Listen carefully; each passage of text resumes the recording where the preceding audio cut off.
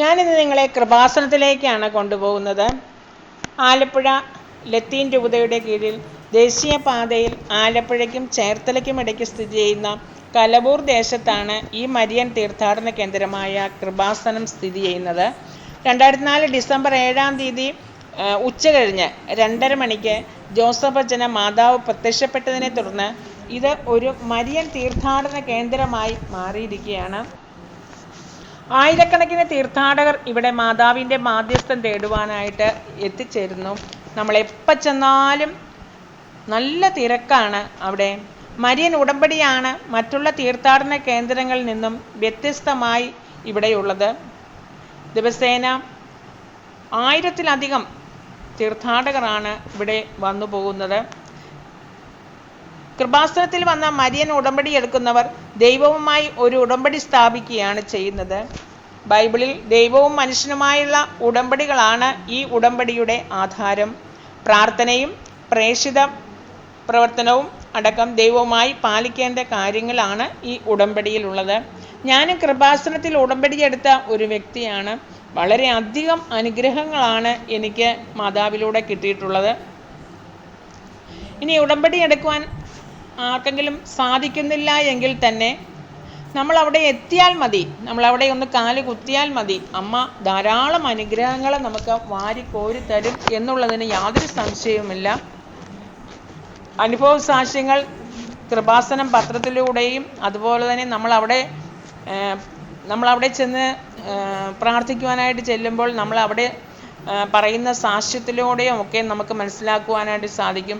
എപ്പോൾ ചെന്നാലും നല്ല തിരക്കാണ്. അവിടെ നാനാജാതി മനുഷ്യർ ഇന്ത്യയുടെ പല ഭാഗത്തു നിന്നും ഇവിടെ വന്ന് ധാരാളം അനുഗ്രഹങ്ങളുമായി തിരിച്ചു പോകുന്നത് നമുക്ക് കാണുവാനായിട്ട് സാധിക്കും. ദിവസവും അനേകം ദൈവമക്കളാണ് ഇവിടെ വന്ന് ഉടമ്പടിയിലൂടെ തങ്ങളുടെ നിയോഗങ്ങൾ സാധിച്ചെടുക്കുന്നത്. എത്രയോ ജനങ്ങളാണ് ഇവിടെ വന്ന് സന്ദർശിച്ചു പോയെന്ന് നമുക്ക് എണ്ണി തിട്ടപ്പെടുത്താൻ പറ്റുമെന്ന് എനിക്ക് തോന്നുന്നില്ല. അത്ര അധികം പല ഭാഷക്കാർ, പല രാജ്യക്കാർ ഒക്കെ ഇവിടെ വരുന്നതായിട്ട് നമുക്ക് കാണുവാനായിട്ട് സാധിക്കും. നമ്മുടെ നിയോഗങ്ങൾ എന്ത് തന്നെ ആയിക്കൊള്ളട്ടെ, ദൈവമായ കർത്താവിലേക്ക് അമ്മയിലൂടെ സമർപ്പിക്കുമ്പോൾ നമുക്ക് തീർച്ചയായിട്ടും എല്ലാം സാധിച്ചു കിട്ടും എന്നുള്ള പൂർണ്ണമായ വിശ്വാസമാണ് കൃപാസനത്തിലൂടെ നമുക്ക് കിട്ടുന്നത്.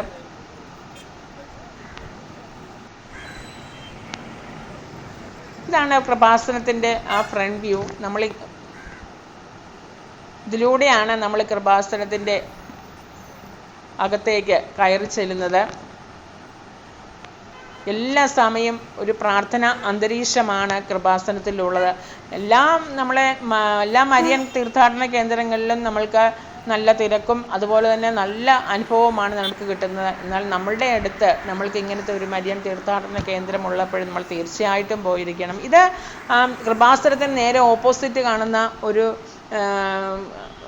കേന്ദ്രമാണിത്. ഇതോടെ എനിക്ക് തോന്നുന്നു ഇവിടെ വണ്ടി പാർക്ക് ചെയ്യുക, അതുപോലെ തന്നെ ദൂരദേശത്തു നിന്നും വരുന്നവർക്ക് ഇന്ത്യയുടെ പല ഭാഗത്തു നിന്നും ജനങ്ങൾ വരുമല്ലോ, അവർക്ക് വിശ്രമിക്കാനുള്ള ഒരു സ്ഥലം അച്ഛൻ ഉണ്ടാക്കി ഇട്ടിരിക്കുന്നതാണ്. അതുപോലെ തന്നെ എനിക്ക് തോന്നുന്നു ഇപ്പം കുമ്പസാരത്തിനുള്ള എപ്പോൾ ചെന്നാലും കുമ്പസാരിക്കാനുള്ള സൗകര്യവുമുണ്ട് ഇവിടെ.